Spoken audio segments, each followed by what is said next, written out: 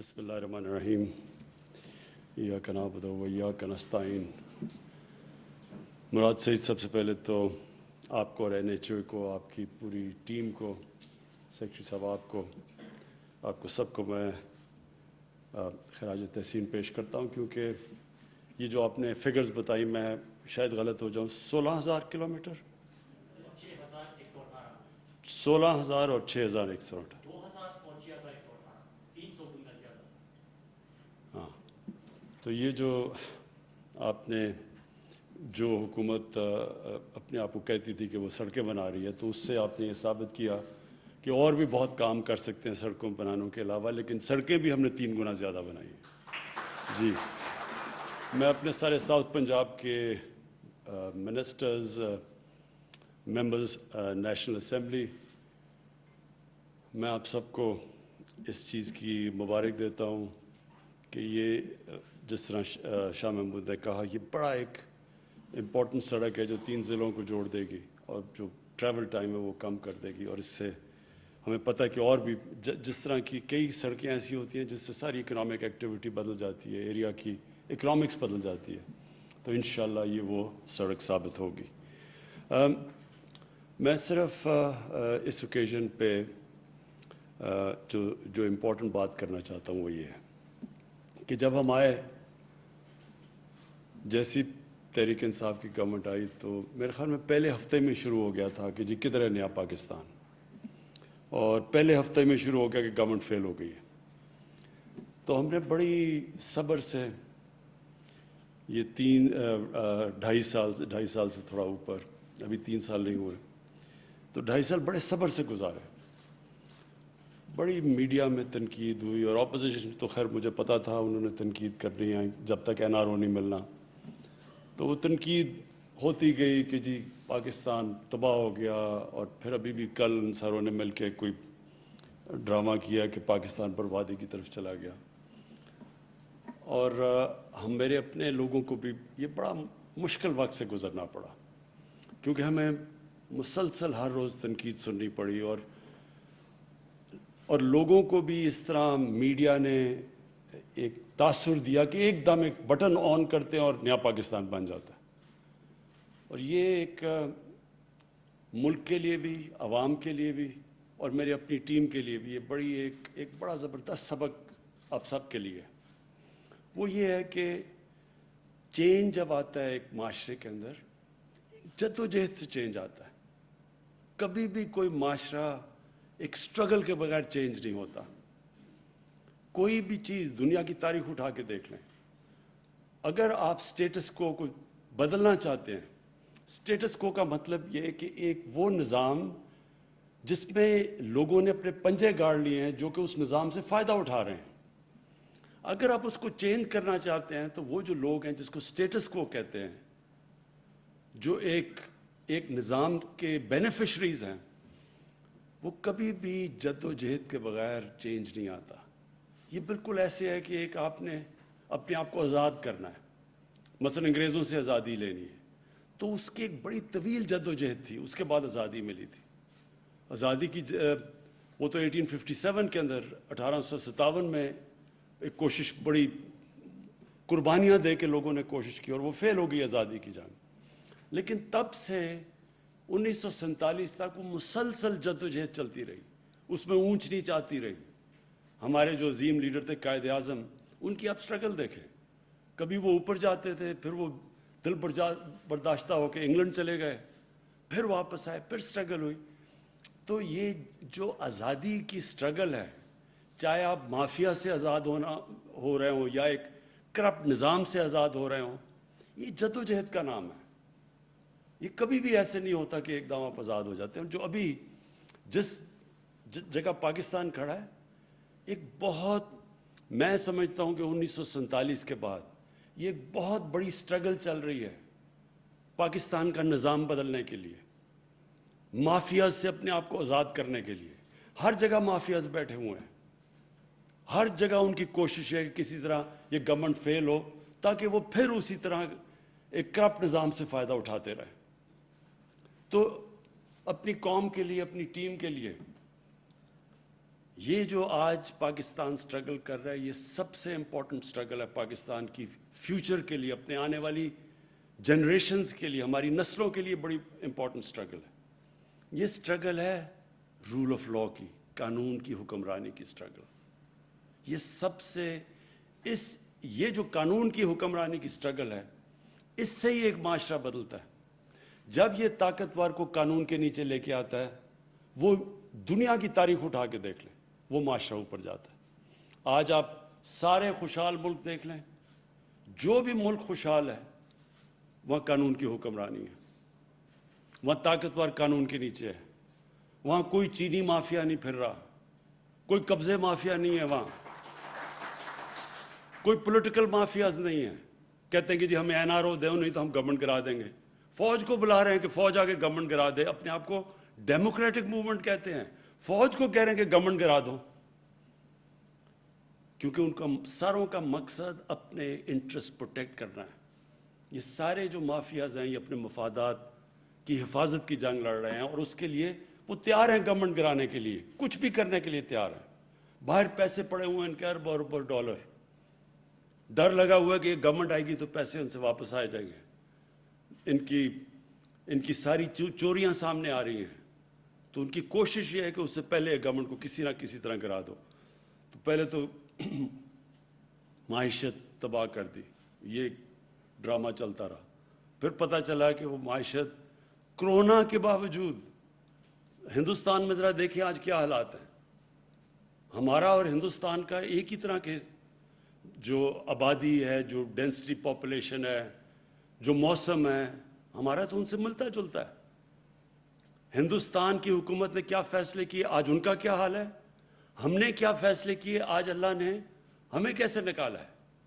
اور اس کے باوجود جب ان کا -7 پہ گروتھ ریٹ ہے، ہمارا 4% پہ چلا گیا، جبکہ ہمارے ہندوستان سے بہت برے حالات تھے۔ ہندوستان کے مقابلے میں پاکستان کے حالات جب کرونا آئی ہے تو دیکھیں ان کے تو بڑے خوشحال، ان کے جو ملکی گروتھ ریٹ تھی، ان کے ریزروز تھے، ان کے روپے پہ پریشر نہیں تھا، ان کے تو ریزروز بہت بڑے تھے۔ ان کے مقابلے میں دیکھیں کہ پاکستان نے کس طرح یہ ایک سال، پہلا سال سٹیبلائز کرنے میں لگایا، دوسرا سال کرونا آ گئی، کرونا سے پھر اپنے لوگوں کو بھی بچانے کی کوشش کی، اپنی معیشت کو بھی بچانے کی کوشش کی، اور اللہ کا شکر ہے، کوشش انسان کرتا ہے، کامیابی اللہ دیتا ہے۔ تو جو آج جدھر ہم کھڑے ہیں اور جدھر آگے ہم جا رہے ہیں، اب میرا ایمان ہے کہ جو سب سے مشکل وقت تھا اس سے ہم نکل گئے ہیں۔ آگے جو انشاءاللہ وقت آ رہا ہے، یہ پاکستان کی جو ترقی آ رہی ہے وہ یہ نہیں ہوگی جس طرح پہلے کے سائیکل اوپر نیچے جس طرح ہم جا رہے تھے۔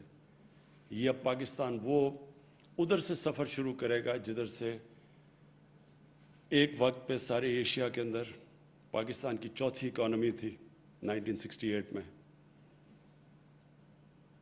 انڈیا، جاپان، چائنا اور انڈیا کے بعد چوتھا پاکستان تھا، اور اس کے بعد دیکھیں کہ ہم کدھر چلے گئے۔ تو وہ پھر سے وہ ساری جو پالیسیز ہیں، اپنی انڈسٹری کو انکریج کرنا، اب اپنے ایگریکلچر کو اٹھانے لگے ہیں۔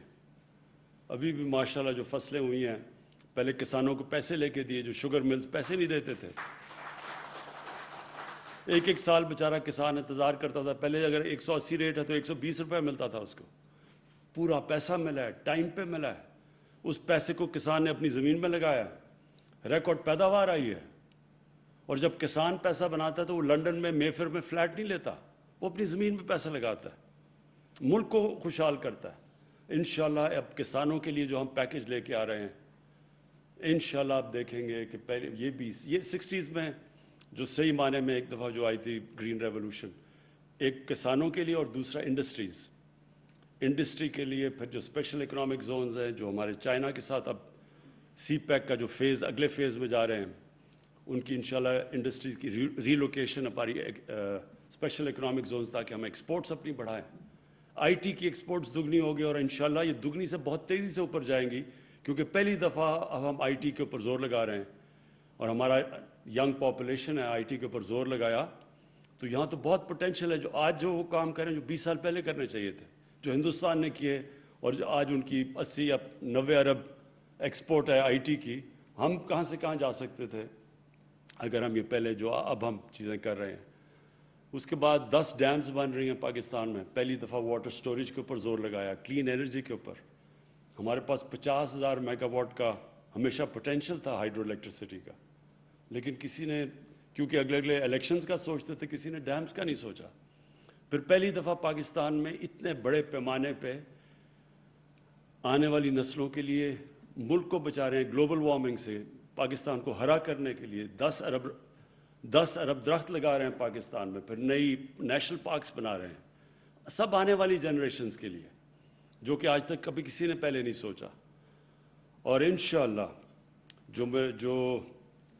جو ابھی تک لوگوں کو اندازہ نہیں ہے کہ, اور جو کیونکہ میں سارے بچپن سے سارا پاکستان دیکھا ہوا ہے, جو ٹورزم میں پوٹینشیل ہے پاکستان میں, کسی کو اندازہ نہیں ہے. ہم نے کبھی سوچا ہی نہیں ٹورزم کا.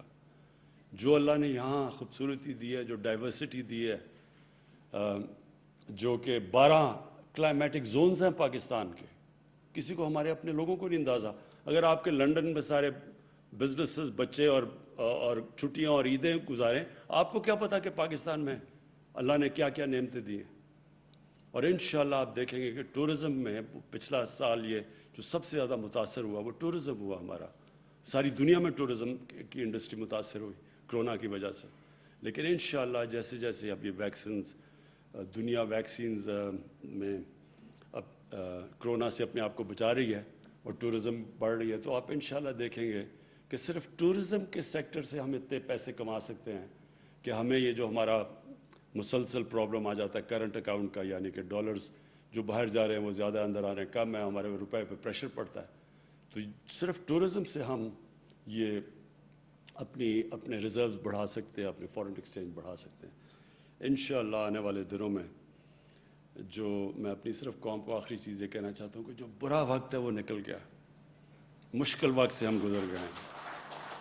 انشاءاللہ اب گروتھ کا ٹائم ہے, اب اس کو اپنی اکانومی بڑھانے کا ٹائم ہے, دولت میں اضافہ کرنے کا ٹائم ہے, اپنے ملک کو, اپنے نوجوانوں کو نوکریاں دینے کا ٹائم ہے.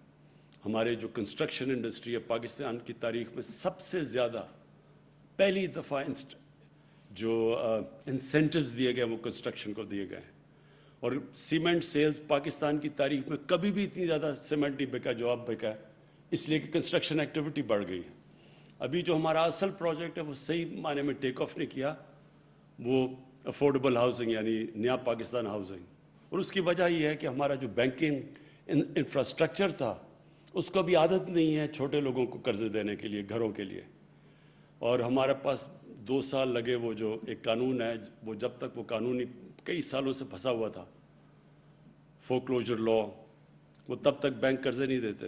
تو وہ 2 سال, 2.25 سال کے بعد وہ قانون ہم نے بینک عدالت سے کلیئر کروایا, اور تب سے اب ہم پورا زور لگا رہے ہیں. اور اب تک 60 ارب روپے کے بینکوں سے 60 ارب روپے کے قرضے کی ڈیمانڈ آ چکی ہے بینکوں میں, جو چھوٹے نئے پاکستان ہاؤسنگ میں یہ جو چھوٹے چھوٹے 5 مرلے کے گھر ہیں, یعنی کہ وہ لوگ جو آج تک سوچ بھی نہیں سکتے تھے کہ ان کا اپنا گھر ہوگا, تنخواہ دار طبقہ, یہ جو مزدور, جو